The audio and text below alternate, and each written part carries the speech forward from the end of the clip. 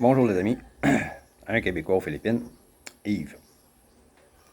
On m'a demandé de faire une vidéo à propos du coût et des étapes du construction d'une maison. Pour commencer, je vais vous dire que tout peut être simple ou compliqué aux Philippines. Ça dépend du type de maison que vous allez construire. Ça dépend aussi où vous allez vivre et construire cette maison. Il y a des provinces où le permis est requis pour n'importe quel type de maison.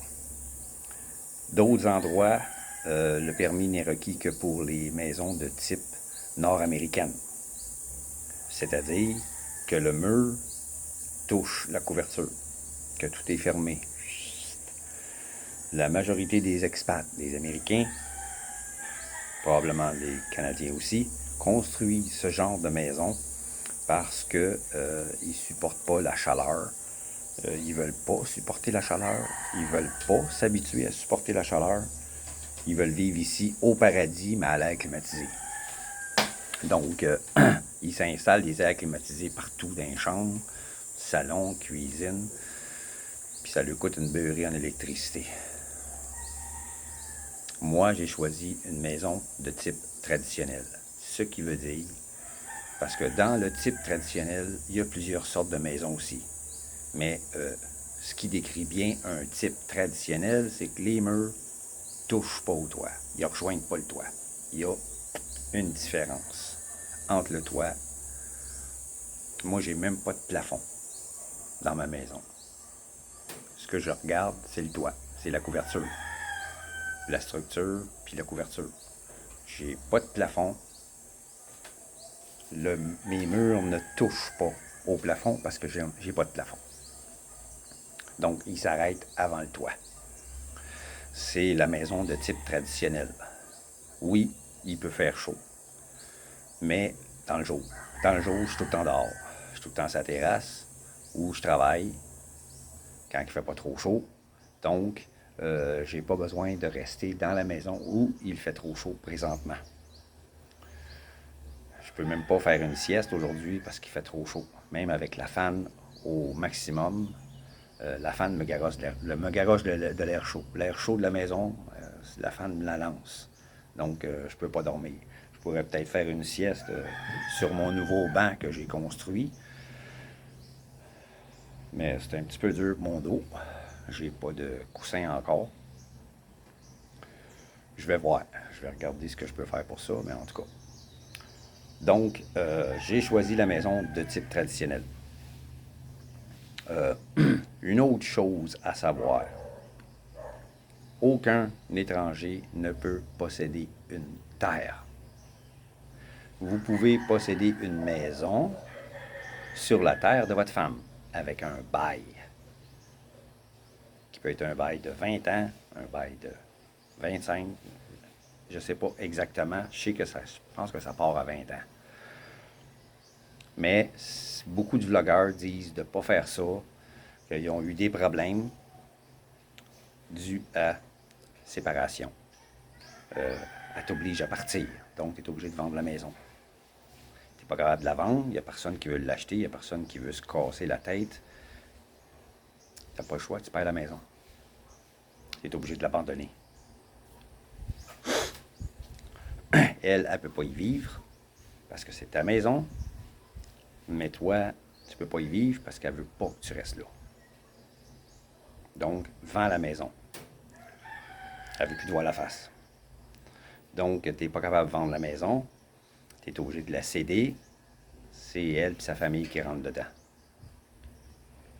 C'est quelque chose à ne pas faire selon beaucoup de vlogueurs qui ont vécu l'expérience puis qui ont tout perdu.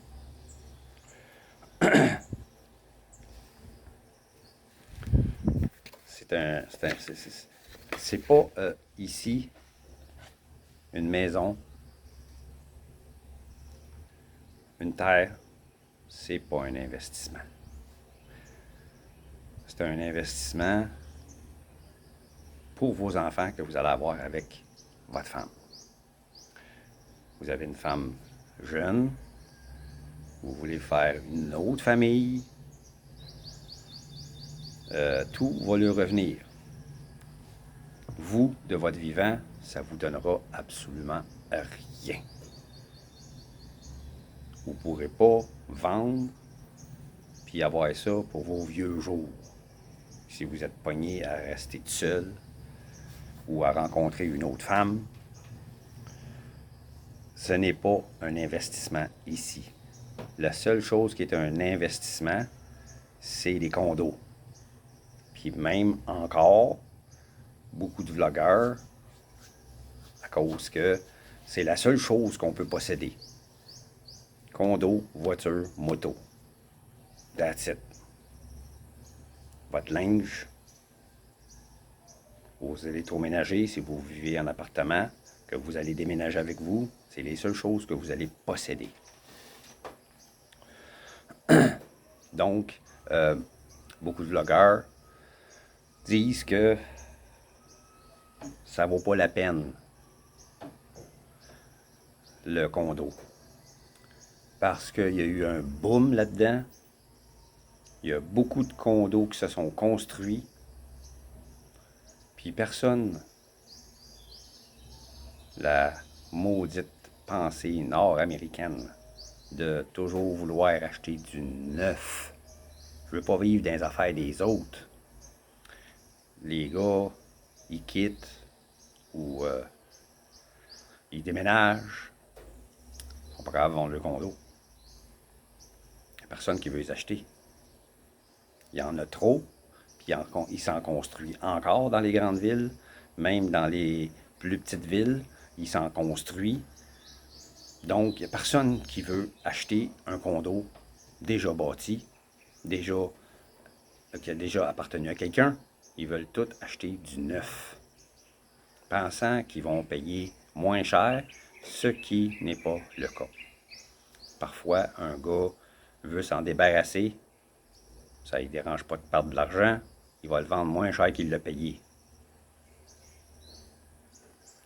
Le gars, moi j'en veux pas ça, hein. Il va s'acheter un condo neuf même s'il paye plus cher. Lui aussi, il va avoir des problèmes à le vendre. Donc, chez nous, en Amérique du Nord, ça peut être un investissement, un condo, pour un jeune couple qui part. Au lieu de s'acheter une maison, il s'achète un condo, il le paye pendant 5 ans, ils travaillent tous les deux, sont jeunes, ils mettent de l'argent de côté, puis en même temps, le condo se paye. Puis quand ils le vendent, là, ils ont un gros cash pour s'acheter une maison. C'est ça l'investissement avec un condo. Ici, tu peux pas acheter une maison. Acheter une maison sur un terrain qui appartient à quelqu'un, c'est un gros problème. Ça peut devenir un très gros problème. Le gars, il décide qu'il vend le terrain à une entreprise qui veut construire un gros centre d'achat ou un édifice à condo.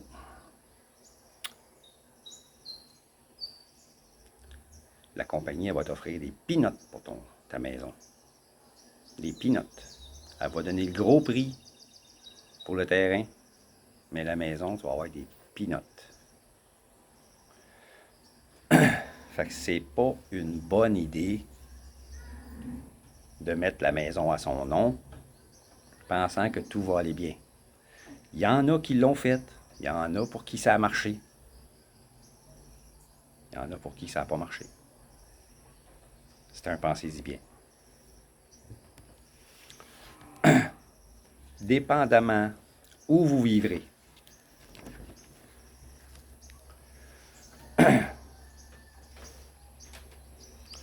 Et du type de maison que vous voulez construire. Vous aurez besoin ou non d'un permis. Comme je l'ai dit précédemment, il y a des provinces qui demandent des permis pour tout type de maison. D'autres, seulement pour les maisons de type nord-américaine. Moi, j'ai choisi une maison traditionnelle, donc j'ai pas eu besoin de permis. Donc, les étapes pour obtenir le fameux permis de construction, je ne les connais pas. Le bon endroit où se renseigner au départ, c'est toujours au bureau du barangay où vous voulez vous installer.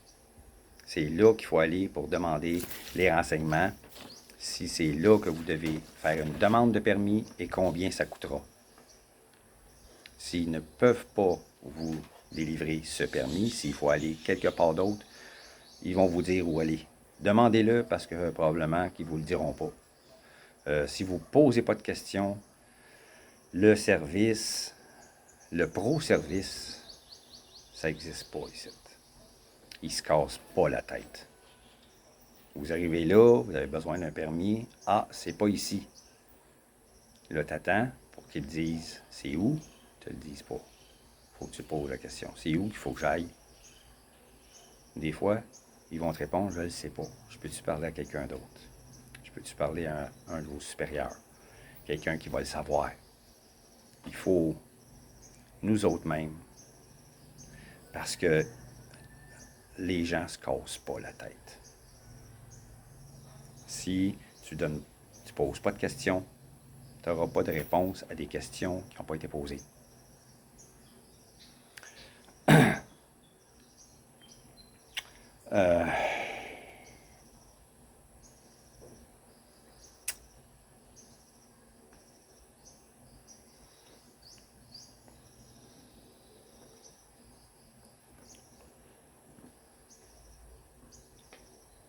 Maintenant, la construction.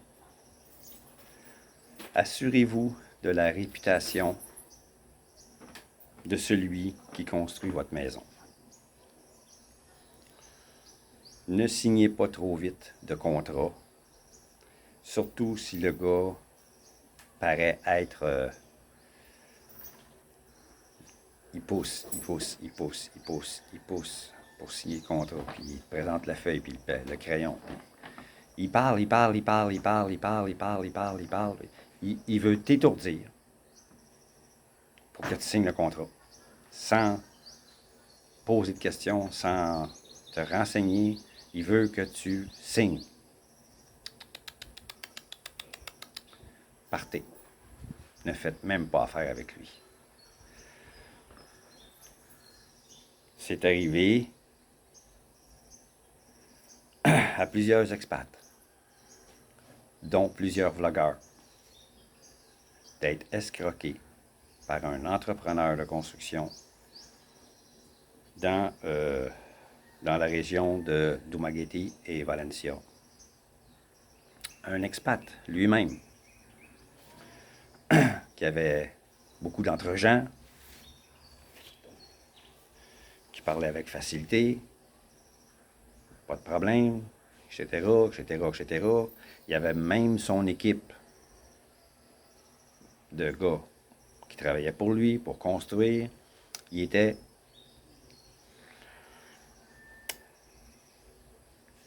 bien organisé. Puis il y avait de l'entre-gens. Il paraissait sympathique, etc. Il a même escroqué des étrangers qui n'étaient même pas encore au pays, à distance, parce qu'il a passé des annonces un peu partout. Puis il a escroqué pour quelques millions de dollars à une quarantaine d'expats. Le même gars, une quarantaine d'expats ont été escroqués par lui. Donc, renseignez-vous méticuleusement sur ce fameux entrepreneur, le fameux gars qui veut construire votre maison si vous faites affaire avec un entrepreneur. Voyez les maisons qu'il a construites, voyez les gens qui ont fait affaire avec lui, écoutez leur histoire, parlez avec eux, demandez des références. Et les fameuses références, renseignez-vous s'ils ne sont pas de la famille à sa femme. Voyez ce que je veux dire? Soyez vigilants. Si, dans la famille de votre amoureuse, il y a des gens qui travaillent dans le domaine et qui sont trustables,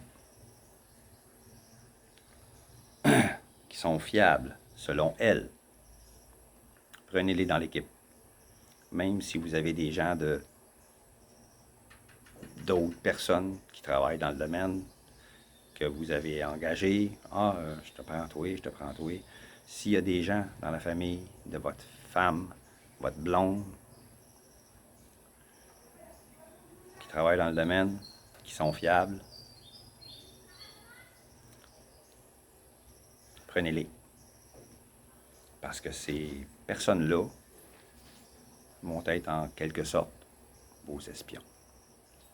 À savoir si les autres employés sont fiables, sont travaillants, s'ils se pognent le beigne ou s'ils travaillent.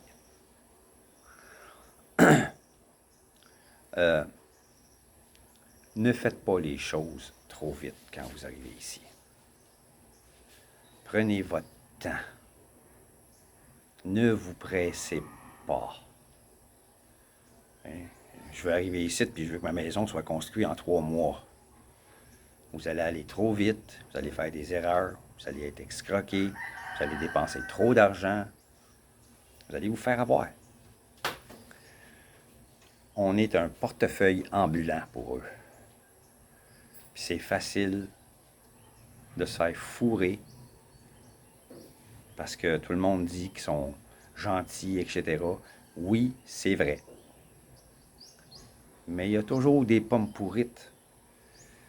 C'est toujours eux autres, les premiers, qui viennent à nous.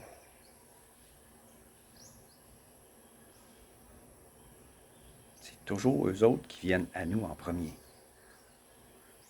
C'est pareil comme sur les réseaux sociaux. Il y en a des pommes pourrites, des haters qui aiment ça détester les autres, qui aiment ça parler en mal des autres. C'est une minorité. C'est pareil comme dans le temps du COVID.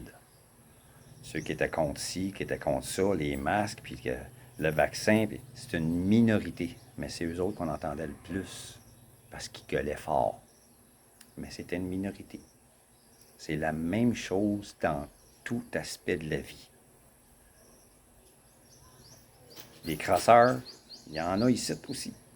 C'est une minorité, mais c'est eux autres qu'on entend le plus, c'est eux autres qu'on voit le plus, parce qu'ils cherchent des victimes. Ne soyez pas une victime, prenez votre temps. Les choses vont aller beaucoup mieux.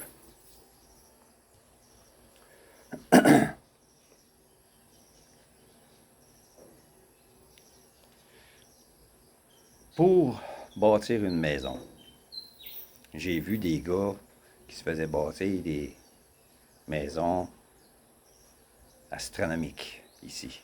J'ai vu des vlogs. Le gars, ça faisait 9 mois que sa maison était commencée, puis c'était pas encore fini.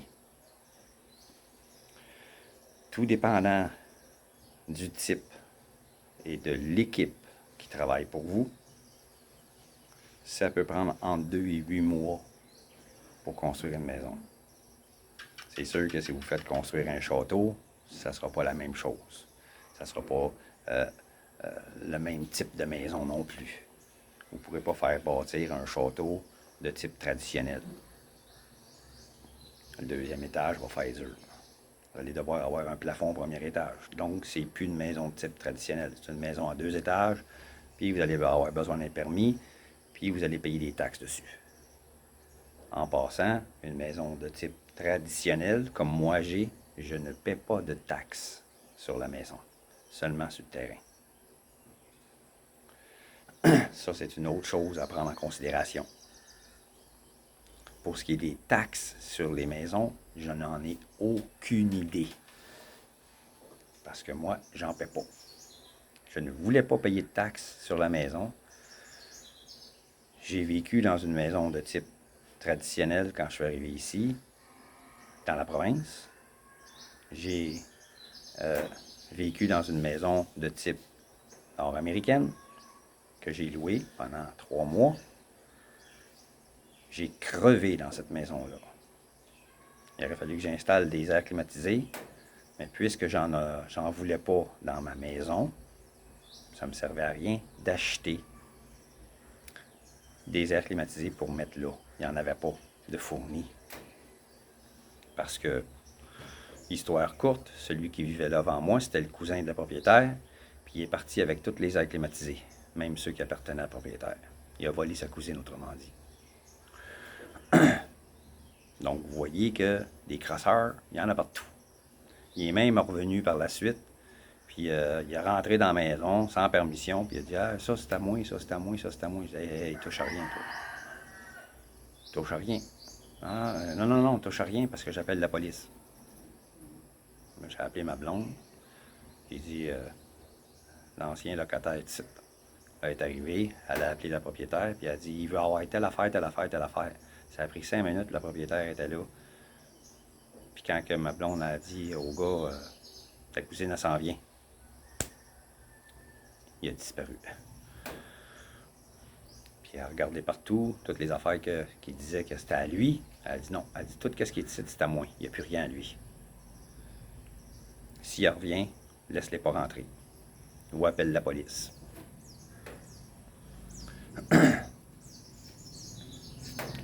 Donc, c'est l'histoire courte à propos de ça. Donc, moi, je voulais pas acheter d'air climatisé pour aller là, parce qu'ici, j'en aurais pas eu. J'en voulais pas. Donc, j'ai crevé dans cette maison-là pendant 3 mois. J'avais hâte de sacrer mon camp et m'en venir ici. M'en venir ici, que la maison soit finie. La maison a commencé à se construire. J'étais déjà là depuis une couple de semaines. Puis, au moment où je suis parti de là-bas, je suis arrivé ici, il restait à peu près 2 semaines de petits travaux ici et là qu'un seul employé a fait, c'était le beau-frère à ma blonde. Il a fait de la finition ici et là. Il venait seulement quelques jours par semaine pour faire ces choses-là. Les autres journées, il travaillait à son compte pour d'autres personnes. Donc, ça a pris à peu près 2 mois et demi pour la construction de la maison.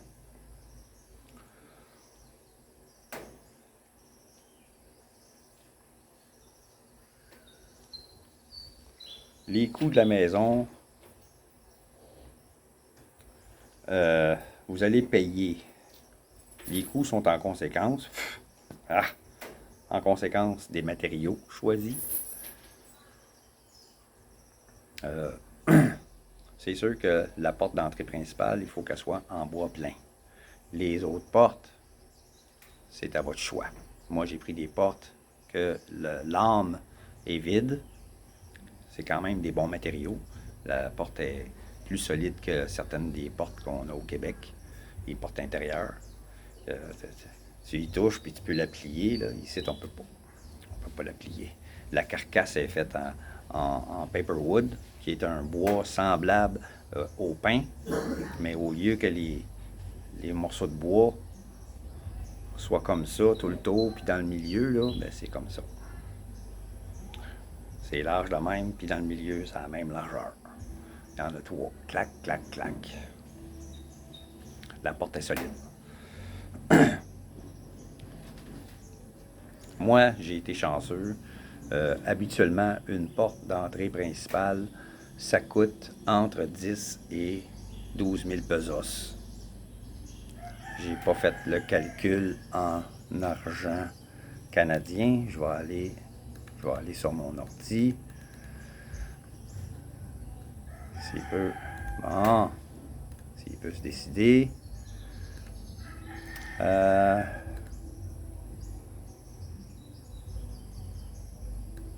10 000 pesos, c'est 241 piastres pour la porte d'entrée, en bois plein. Ça, c'est le prix minimum que vous allez payer. Moi, j'ai été chanceux. L'oncle à ma blonde, il était bénisse. Il reste en montagne. Il fait toutes ses affaires lui-même. Puis vu qu'il aime beaucoup ma blonde, et très proche de sa fille, donne le bon exemple à sa fille. Donc, elle donne le bon exemple partout dans la famille, elle est très appréciée. Donc, la porte principale, il me l'a faite à 5000 pesos, la moitié du prix. Puis, il restait du bois.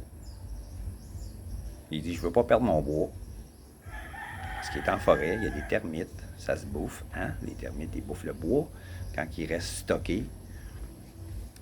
Fait qu'il dit, t'as combien de portes chez vous à part la porte d'entrée? Fait que ma blonde a dit 3. Fait qu'il dit, ah, il va me manquer un peu de plywood. Je vais avoir besoin de 340 pesos, 350 pesos pour acheter du plywood pour faire les portes. Je vais te les faire, je vais te les donner. Avec la porte d'entrée au même prix, 5000 pesos, 4 portes. Donc, j'ai économisé de ce côté-là. Donc, ça va peut-être augmenter vos coûts de construction. Pareil pour la structure du toit. Les maisons traditionnelles, la plupart du monde utilise du bois de coco pour la structure. Moi, c'est en acier. J'ai eu la chance de acheter de structures métalliques qui venaient d'un autre chantier où un cousin de ma blonde travaillait. Puis l'architecte, le foreigner s'est pas cassé la tête, puis il a fait affaire avec un architecte. Ça lui a coûté une beurrée. Puis l'architecte il a acheté trop de matériaux. Je vais vous montrer ça, la structure. La structure est toute en acier. OK? Oui, il y a de la rouille.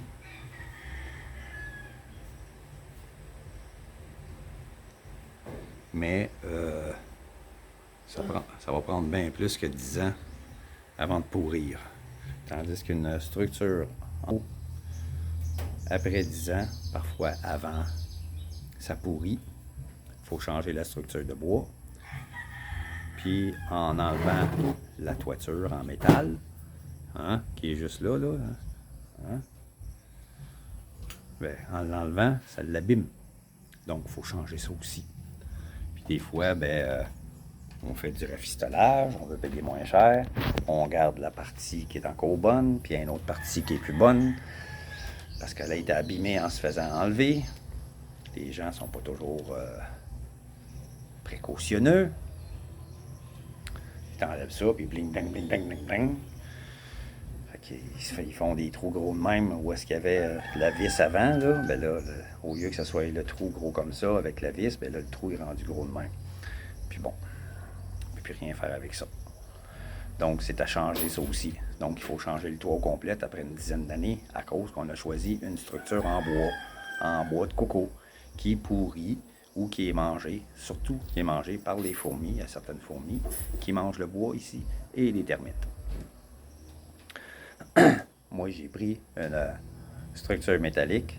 Ma blonde m'a dit, hey, mon cousin travaille sur un autre chantier, puis on a la chance d'avoir des beams en acier pour le même prix que le bois. Il est pogné avec. Le Foreigner, il est pogné avec, il veut s'en débarrasser. Il vend le même prix que le bois. Je les ai achetés. J'ai dû acheter peut-être 3 ou 4 beams qui manquaient pour faire toute la structure partout. Parce que mon toit, il est quand même assez long. Mon toit, il est toute la longueur. Les feuilles sont toute la longueur. Il n'y a pas de feuilles coupées. La largeur est la même pour toutes, là. J'ai plusieurs feuilles qui s'emboîtent une par-dessus l'autre. Une feuille là, une, deux, et 4 feuilles. 4 feuilles, toutes la même longueur, partout.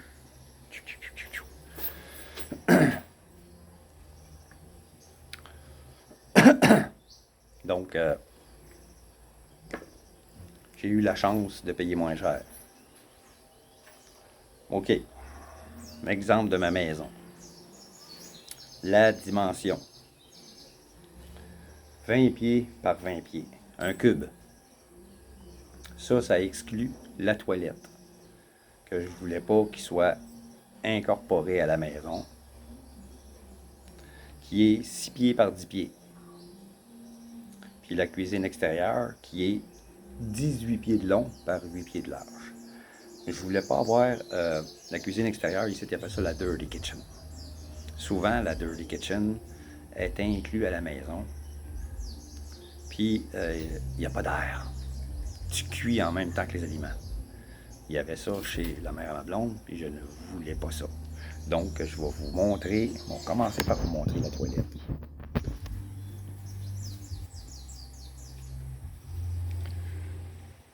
Qui est une toilette mixte, si on peut dire. De type traditionnel, puis en même temps de type plus moderne. Le type traditionnel, la bolle de toilette. Au lieu d'avoir une bolle de toilette avec une chaîne, moi j'ai pris une toilette comme ça. On prend de l'eau de même, hein, c'est ça. Et voilà. Quand on fait un gros pipi jaune le matin, ben, on en a 2-3. Ça s'en va dans la fosse septique. Il y a ça qu'on voit dans toutes les toilettes ici. Moi, j'ai fait mettre un lavabo. Dans les toilettes de type traditionnel, il n'y a pas de lavabo. Il n'y a pas de douche non plus. Ça, c'est moi qui l'ai fait installer. Je l'ai acheté. Ça m'a coûté, je pense, 5000 pesos pour ça. À peu près. J'ai fait installer ça. Ici, c'est la même chose. Habituellement, il y a un trou dans le mur. Dans les types traditionnels, ils font un trou dans le mur, puis ils mettent comme un net, puis l'eau, elle s'écoule par là. Moi, je voulais pas ça. Parce que le fameux net, il faut le changer parce que les rats le bouffent. Donc, on se ramasse avec des souris dans la maison. Puis ici, ben, il y a des serpents. Les serpents peuvent rentrer. Ça. L'eau s'en va dehors par là. Ne faites pas mettre un trou dans le coin. N'importe quelle place. J'ai fait faire une démarcation ici pour que l'eau ne reste pas dans la salle de bain. Je ne voulais pas de l'eau sur les planchers. Dans les toilettes de type traditionnel, les planchers sont tout le temps mouillés, plein d'eau. En ciment, moi j'ai fait mettre de la tuile. C'est ma blonde qui voulait que je mette ça. Mets de la tuile, là, tu vas te faire mal aux pieds si tu es tout le temps sur le ciment. C'est une petite calisse. Je suis pas fait en porcelaine. Je travaillais sur ma fermette, des fois, nu-pied, je me promenais dans le gazon, même ici. Hein, j'ai de la roche là. Hein, hein, j'ai de la roche qui reste de la construction. Hein, tu l'as un gars que ça y fait mal, c'ti. Je me suis arrangé pour éduquer ma blonde à ne pas rien lancer sur le terrain. Les vidanges, comme tout le monde font, comme mon voisin il fait, là, proche de la maison, c'est plein de vidanges, plein de toutes sortes de cochonneries. Ils jettent tout, ils recyclent rien ici, ils réutilisent rien. Tout est jeté, brûlé. Il n'y a pas de ramassage de vidange ici. Il y a rien dans les grandes villes à Manille où est-ce qu'il peut avoir ça. Ici, il n'y a pas de ramassage de vidange. Donc,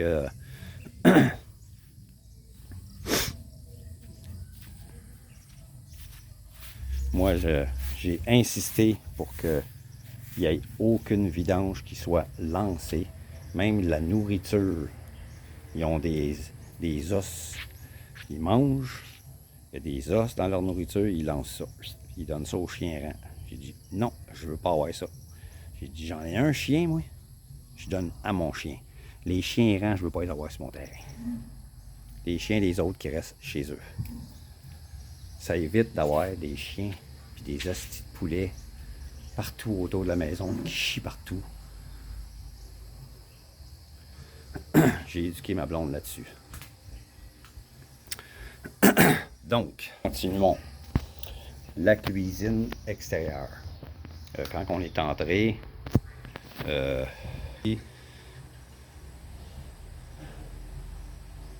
va en parler quand je vais revenir. La cuisine extérieure, je l'ai fait faire comme ça. Vous voyez ici, j'ai mis de la tuile ici. Facile pour faire la cuisine avec une petite planche à découper comme ça ou comme ça pour couper les légumes. Toutes mes bouteilles que j'ai besoin sont là. Soya, vinaigre, l'huile, sel, poivre, les bouillons de poulet, etc. Mon produit, ça c'est très bon ça. Pour laver la vaisselle, qui est très collée, c'est très très très bon.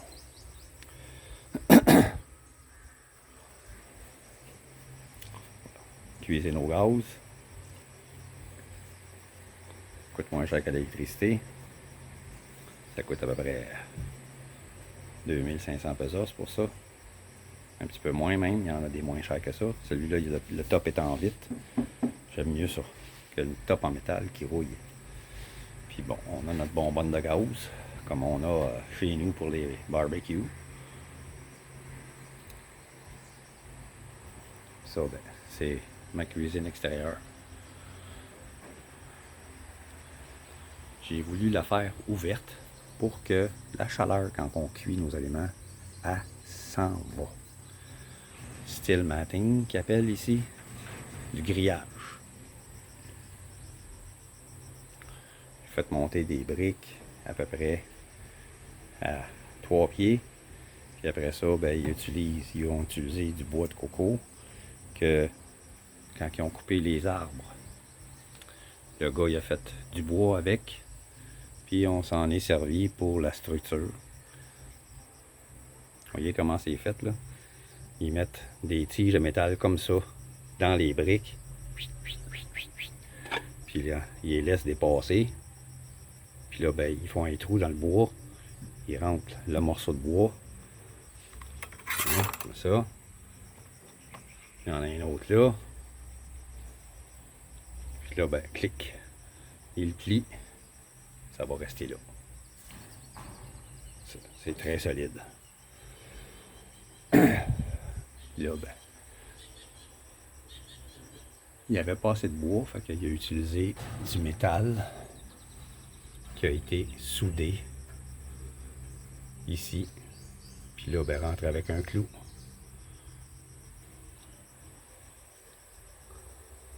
Vous voyez en haut, c'est du métal que le toit accote dessus.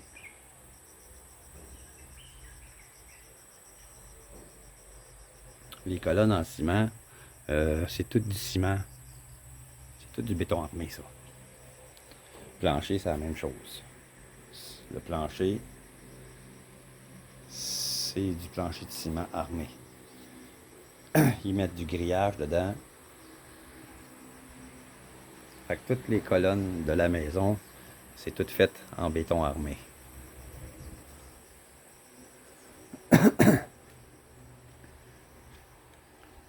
Tout ce qu'on voit, là, les colonnes en haut, là, c'est tout fait en béton armé, ça.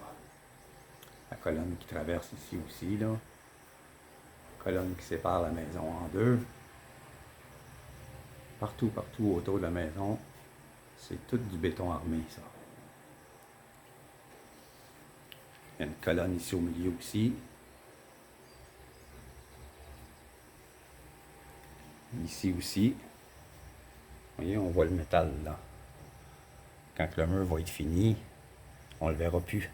Mais on voit le métal. C'est tout du béton armé. Les chambres, j'ai deux chambres à coucher. 10 par 10. Chambre en avant, j'ai deux fenêtres. Les fenêtres, c'est la même chose. Ça aussi, ça dépend des coûts. Moi, j'ai pris ce type de fenêtre-là parce que de l'extérieur, on ne voit pas en dedans. Fait que j'ai deux chambres du même type. Seulement celle-ci, il y a quelqu'un qui dort là-dedans. C'est la visite. Il y a quelqu'un qui dort là. C'est la sieste l'après-midi.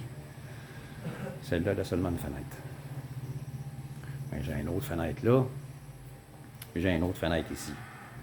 Si je voulais une salle de bain qu'on voit là, extérieure comme ça, c'est parce que ici, éventuellement, je vais faire une porte ici. Puis je vais faire un autre plancher en bas avec un autre mur qui va aller probablement jusqu'au coin de la maison ici. Puis je vais faire une autre pièce. Dans cette pièce-là, ça va être tout simplement une petite salle à dîner. Il va y avoir une table là avec des chaises, c'est là qu'on va manger. Ou un salon. On va mettre la TV là, avec un set de salon en bambou. C'est là qu'on va c'est là qu'on va regarder la télé ou qu'on va manger. On décidera. La terrasse, ça non plus, c'est pas inclus dans le 20 pieds de la maison. Ce qui est habitable, c'est 20 par 20. La terrasse, c'est 10 par 20. Non, là, ça, c'est la 10 par 20, c'est la cuisine extérieure. Non, voyons, je suis tout mêlé, là. C'est l'espace qui reste ici, qui est un espace cuisine intérieure et salon, pour l'instant. La terrasse, c'est 20. La même longueur que la maison. 20 par 8. Ça, c'est ma terrasse. Là, c'est un peu cacophonique, Capharnaüm. Il y a un firewall. Ça, c'est un must.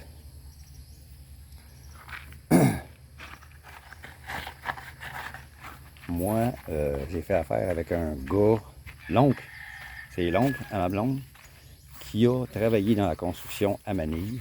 Son beau-frère aussi, son frère aussi. Il y avait un cousin à ma blonde qui était dans l'équipe. Il y avait le fils du voisin.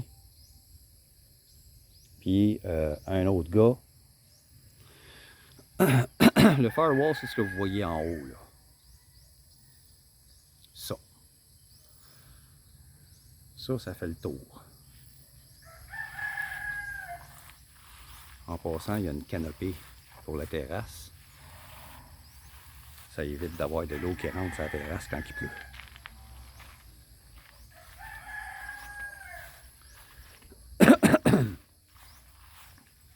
Et ici, le firewall, il n'est pas fini. Parce qu'il n'y avait pas d'eau qui rentrait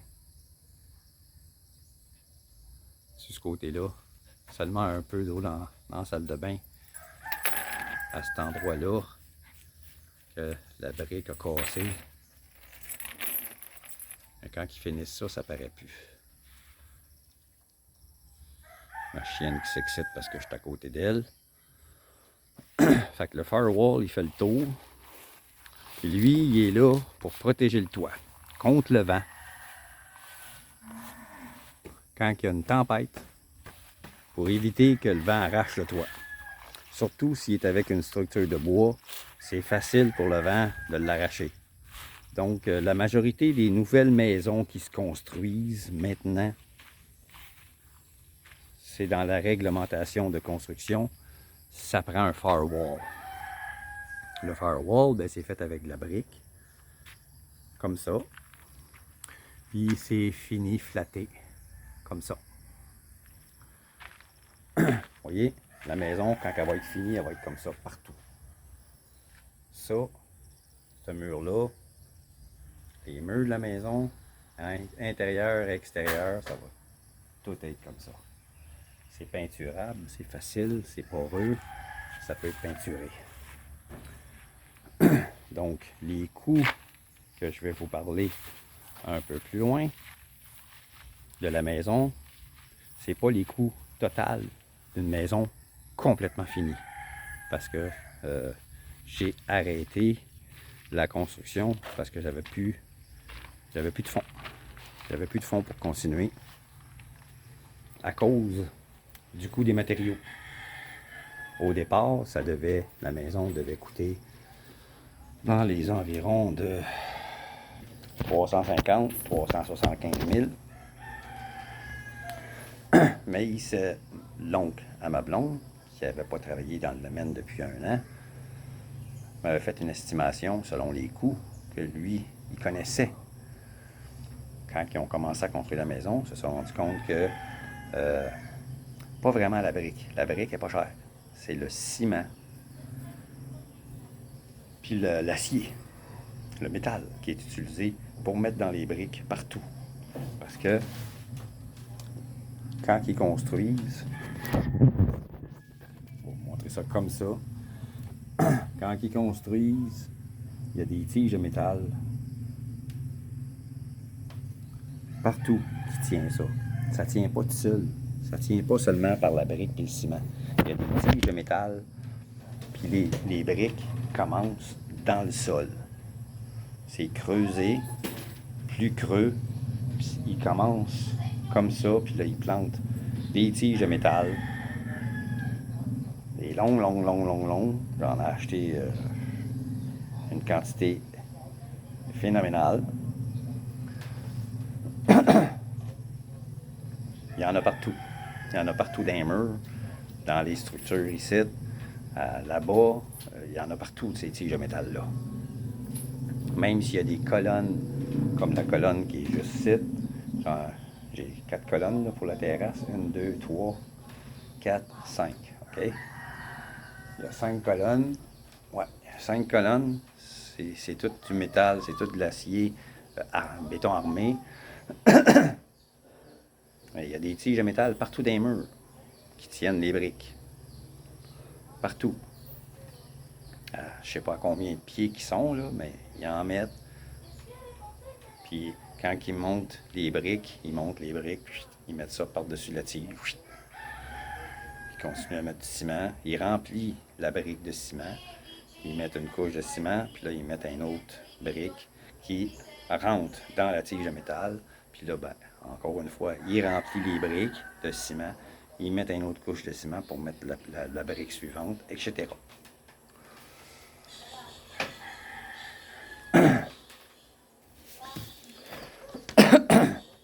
C'est solide. C'est solide. Je me garocherais dans le mur, je me ferais mal. Ça se casse, ça cassera pas de même, là. Donc, le firewall, c'est un must contre le vent des tempêtes. La structure de toit, comme j'ai dit, est en acier. Moi, j'ai payé le même prix que le bois. Si vous choisissez aussi une structure en acier comme moi, ça pourrait augmenter vos coûts de construction. Parce que l'acier, c'est 2,5 fois à 3 fois le prix du bois. Donc, si ça vous coûterait, exemple, 4000 pesos pour acheter le bois juste pour la structure du toit, bien, calculez 2,5 fois, 3 fois le prix si c'est une structure métallique. Il me reste encore des beams. J'en avais acheté de trop. Au cas, je vais faire une cage pour le chien avec. Il va y avoir juste du grillage à acheter. Puis tout va être fait soudé. Je vais mettre mon chien en cage. Une grosse cage, pas une petite affaire, là. Ça va être une grosse cage, là.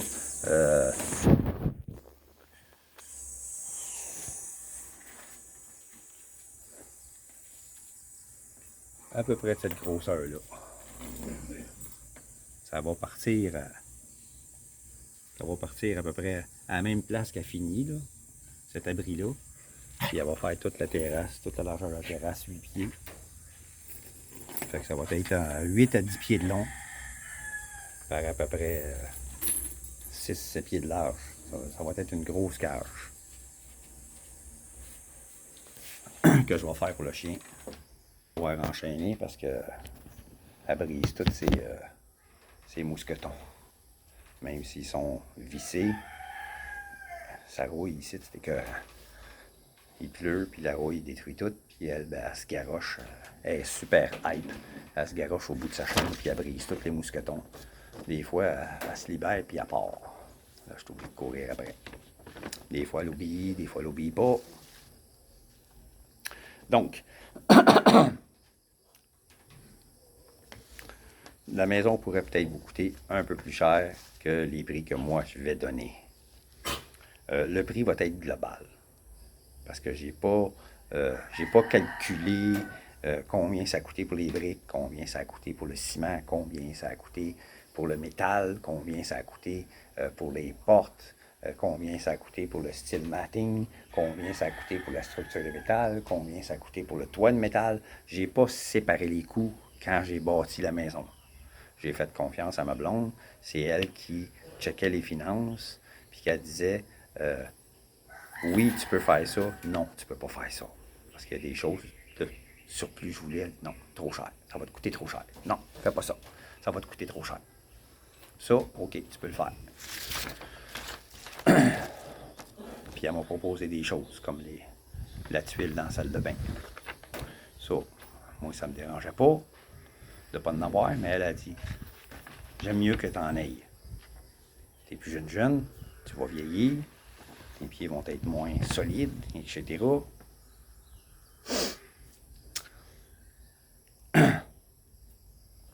Donc, les coûts de la maison, qui n'est pas complètement fini, ne l'oubliez pas. Je peux vous donner le prix des briques, mais ça ne vous donnera pas le coût total parce que vous ne savez pas combien de briques vous allez avoir besoin. Moi, j'en ai acheté par 3 fois des briques, puis je m'en suis fait voler. Donc, ça, c'est une autre affaire. Les briques, c'est 10 pesos pour une brique. C'est pas comme les grosses briques qu'on a chez nous, là.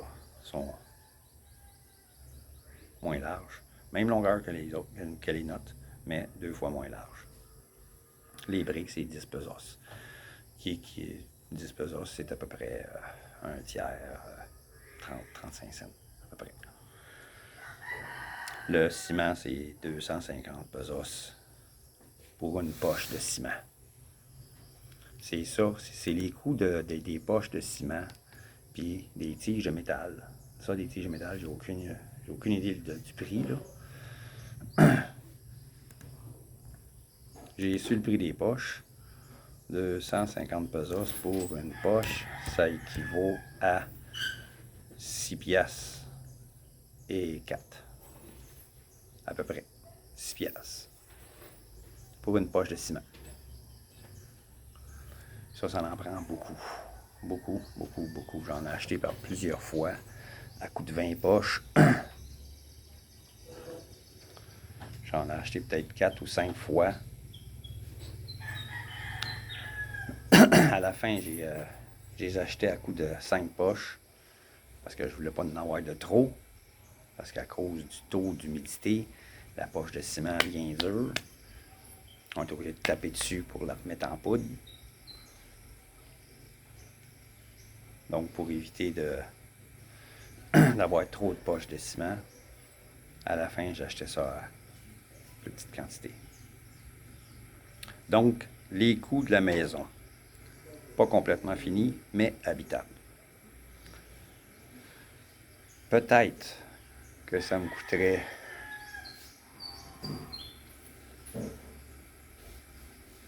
4-5 000 pesos de plus si j'achetais le ciment pour tout finir.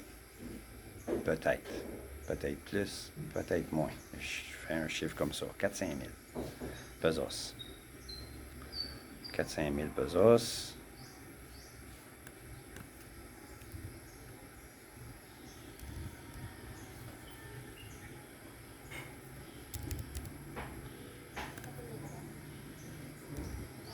$5 000, c'est 120 piastres de plus. Pour les poches de ciment. Pour tout finir les murs flattés. Je dis à peu près. À peu près. Le coût, ça m'a coûté près de 500 000 pesos pour bâtir la maison. qui est en dollars canadiens 12 000 $. Ça inclut les salaires et les matériaux. Le coût du permis pour couper les arbres. J'ai fait couper 9 coconuts qui auraient nuit à la maison ou qui auraient pu être dangereux si tempête. Donc, je les ai fait couper 9 arbres. Ça m'a coûté 1,21 $ pour le permis. Ça, c'est les coûts. Comme je l'ai dit, les coûts peuvent augmenter, tout dépendant des matériaux que vous allez utiliser et de la grosseur de la maison. Si vous voulez avoir un prix autre que ça, je ne peux pas vous donner autre que ça. Je peux donner seulement que l'exemple de ma maison. À vous d'extrapoler à peu près pour ce qui est des dimensions de la maison que vous voudriez avoir. J'ai vu des expats qui vivent sur des îles qui ont fait construire des maisons de type extra-traditionnel. Extra-traditionnel. Pas de briques, pas de ciment. Du bois, puis des lattes de bambou, de feuilles de bambou tressées pour les murs. Vraiment une maison de type extra-traditionnel là, pour les gens qui vivent éloignés. Ils ont fait construire ça, ça leur a pris 4 jours. Ils ont bâti la maison, puis ils vivent là-dedans. Ils sont bien heureux.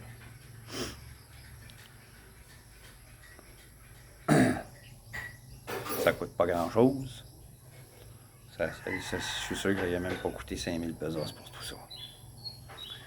Ça dépend toujours de ce que vous voulez. Du taux de confort que vous voulez. Moi, je voulais un entre-deux. L'air climatisé, je m'en tape. Mais ma douche, j'y tenais. J'aime ça prendre une douche. Je déteste prendre un bain. Et ici, des bains, il n'y en a pas. Si vous aimez les bains, puis vous voulez avoir un bain chez vous, bonne chance. Vous allez devoir le commander peut-être en ligne, puis vous le faire livrer. Ça va vous coûter une beurrée, parce qu'ils viennent avec un camion.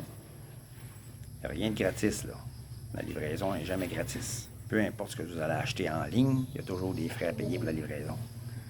Même une petite affaire grosse de même. Même vous commandez un lighter en ligne, vous allez payer des frais. Tout dépendant où vous habitez, puis d'où est-ce qu'il vient. Les bains, si vous aimez ça, oubliez ça. Les bains tourbillons, là, faites-les vous-même. Pas compliqué, faites-les vous-même. Vous n'en trouverez pas ici. Des bains tourbillons, là, avec un gros gazebo, puis vous n'en trouverez pas ici. Vous ne trouverez pas ça. Puis les piscines, des piscines hors terre, ça va être des piscines pour enfants, dans les gros centres d'achat, dans les grandes villes, ça va être des piscines dans le type de ce que vous trouvez chez Canadian Tire. Des petites piscines, là, 2 pieds, 3 pieds, 4 pieds, avec une structure en plastique tout le tour, là. C'est ça que vous allez trouver. Les piscines hors terre, ici, ça n'existe pas. Les seules piscines que j'ai vues ici sont toutes en ciment, sont toutes construites pareil comme ils construisent des maisons. Ils sont finis de la même façon, puis ils mettent une peinture qui est hydrofuge, waterproof. Elle est peinturée, puis elle est remplie. Il y en a qui ont des moteurs, puis il y en a qui n'ont pas de moteur. Où est-ce que je vivais, dans la maison que j'avais louée, où j'ai crevé pendant 3 mois, il y en avait une piscine en ciment, pas de filtre, pas de mer. Ça, tu la remplis, tu te baignes, ta vide. Ça te coûte une beurrée en eau si tu as des factures d'eau. Tu te ramasses avec une astine méchante facture d'eau. Donc, les piscines, construisez-la vous-même, puis faites-vous venir des moteurs et des filtreurs en ligne, puis installez-la vous-même, construisez-la vous-même. Moi, je vais me faire un aquarium juste ici en arrière de moi, là, en avant de la terrasse. Je vais la faire avec des briques de même, en ciment. Je vais la finir toute flattée. Puis je vais mettre du poisson local là-dedans. Je vais m'acheter des filtreurs dans un pet shop. Des gros filtreurs. Puis je vais m'installer ça avec des poissons locaux. Que je vais avoir des poissons exotiques, 0 cent. C'est rien que l'électricité que ça va me coûter pour la pompe à eau. Je pense que le filtreur, je vais même en faire un DIY. J'ai vu plusieurs modèles.